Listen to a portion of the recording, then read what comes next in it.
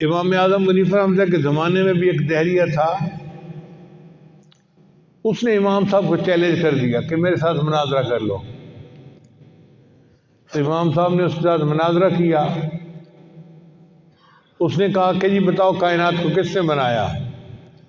امام صاحب نے فرمایا اللہ نے بنایا۔ اس نے کہا دلیل کیا ہے؟ امام صاحب نے کہا تم گنتی جانتے ہو؟ کہ جی جانتا ہوں۔ کہنے لگے گنو۔ کہتے 1 2 3 4۔ امام صاحب نے کہا 4 سے پہلے؟ کہتے 3، 3 سے پہلے 2، 2 سے پہلے 1، 1 سے پہلے؟ کہتے جی گنتی شروع یہیں سے ہوتی ہے۔ امام صاحب نے کہا کہ ہم بھی یہی کہتے ہیں کہ فلاں زمین آسمان تھے، اس سے پہلے یہ بنا، اس سے پہلے یہ بنا، اور اس سے پہلے اللہ تھا اور اللہ ہی نے سارا کچھ بنایا۔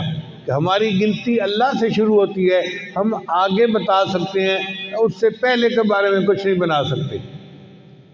انہوں نے کہا نہیں نہیں یہ تو کوئی اتنی دلیل نہیں ہے، بس میں آپ سے پکی جو ہے نا مناظرہ کر کے فیصلہ کرنا چاہتا ہوں۔ امام صاحب بھی بڑے سمجھدار تھے، کہنے لگے چلو 1 ہفتے کے بعد پھر مناظرہ کریں گے۔ اور امام صاحب نے جگہ ایسی طے کی جو ذرا دور کی جگہ تھی۔ لوگوں میں بڑا مشہور ہو گیا کہ جی اتنے بڑے عالم کا مناظرہ ہے دہریے کے ساتھ، چنانچہ لوگ خوب جوق در جوق اس میں آئے۔ ایک انسانوں کا دریا تھا جو جمع ہو گیا تھا۔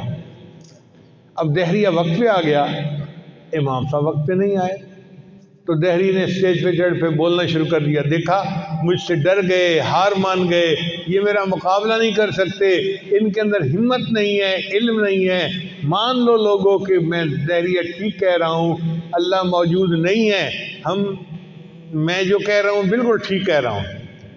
اب مسلمان بڑے حیران کہ امام صاحب یوں لیٹ تو نہیں ہوتے تھے، آدھا گھنٹہ ہو گیا، لیٹ کیوں ہو گئے؟ اللہ کی شان کے کافی دیر کے بعد امام حنیفہ بھی آ گئے۔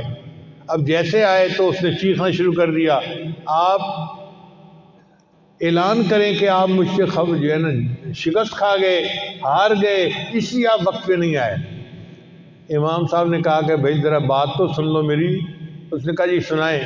فرمایا کہ میں اپنے گھر سے صحیح وقت پہ چل پڑا تھا، میں پہنچ جاتا، راستے میں ایک دریا تھا اور اس دریا میں کشتی نہیں تھی اور مجھے تیرنا نہیں آتا تھا، تو میں بیٹھ گیا کہ کشتی آئے گی تو میں دریا پار کر کے آ جاؤں گا۔ مگر میں نے تھوڑی دیر کے بعد ایک عجیب بات دیکھی، ایک درخت تھا وہ خود بخود کٹ گیا، پھر اس درخت کے خود بخود بالیں بن گئے، پھر وہ جڑ گئے اور کشتی بن گئی۔ وہ کشتی جب درمیان میں آئی دریا میں تو اس کشتی پہ بیٹھ کے میں نے دریا پار کیا اور میں اب پہنچ گیا، اس لیے مجھے دیر ہو گئی۔ اس نے کہا دیکھو جی پہلے تو ان کے پاس علم نہیں تھا، اب پتہ چلتا ہے ان کا دماغ بھی خراب ہو گیا ہے۔ بھئی وہ کیسے دماغ؟ کہتے ہیں جی ایک درخت خود بخود کشتی کیسے بن سکتا ہے؟